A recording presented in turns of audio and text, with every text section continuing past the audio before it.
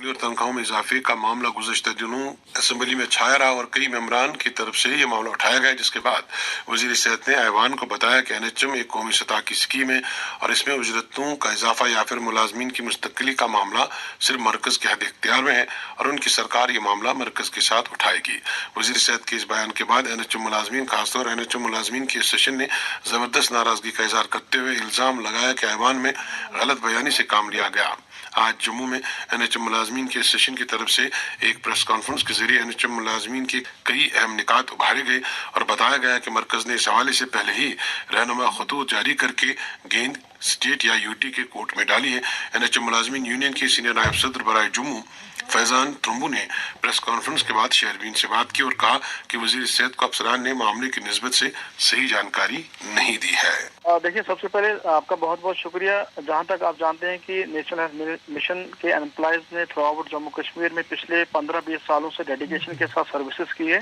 तो इसी मुतालबे को लेकर हम पिछले 8-10 सालों से सड़कों पे भी हैं और अपनी गुहार लगा रहे हैं कि हमारे लिए एक मरतब रेगुलेशन पॉलिसी जो है वो बनाई जाए। तो इसी ज़िमन में चूंकि आप जानते हैं कि आजकल असेंबली सेशन जम्मू में चल रही है, तो उसके चलते हुए जम्मू के या जम्मू कश्मीर के मुख्तलिफ MLAs ने NHM के इश्यूज की डिमांड को वहाँ पे कंसर्न जो हमारी हेल्थ मंत्री साहिबा हैं उनके सामने रखा और जो हमारी रेगुलेशन पॉलिसी के बारे में। लेकिन जब उसका रिप्लाई गवर्नमेंट की तरफ से आता है कि मैडम ने वहाँ पे जो रिप्लाई ऑफिशियली दिया उसमें ये कहा गया कि इनकी पॉलिसी जो है वो गवर्नमेंट ऑफ इंडिया तय करेगी और उनको हम दोबारा से एक लेटर लिखेंगे, तो कहीं ना कहीं हमारे एम्प्लॉयज में उस स्टेटमेंट के बाद थोड़ा बहुत रिजेंटमेंट भी रहा, गुस्सा भी रहा, इसलिए क्योंकि मैडम ने वो उनके स्टेटमेंट में थोड़ा कंट्राडिक्शन हमें लगा। वो वाज़ेह तौर पे उस चीज को वहाँ क्लैरिफाई नहीं कर पाई, जबकि जो चीजें वो आज ऐवान में बता रहे हैं और गवर्नमेंट ऑफ इंडिया ने वो 2015-28 सितंबर को ही क्लियर किया है हर स्टेट को, और इसमें हमारी UT जम्मू कश्मीर भी है।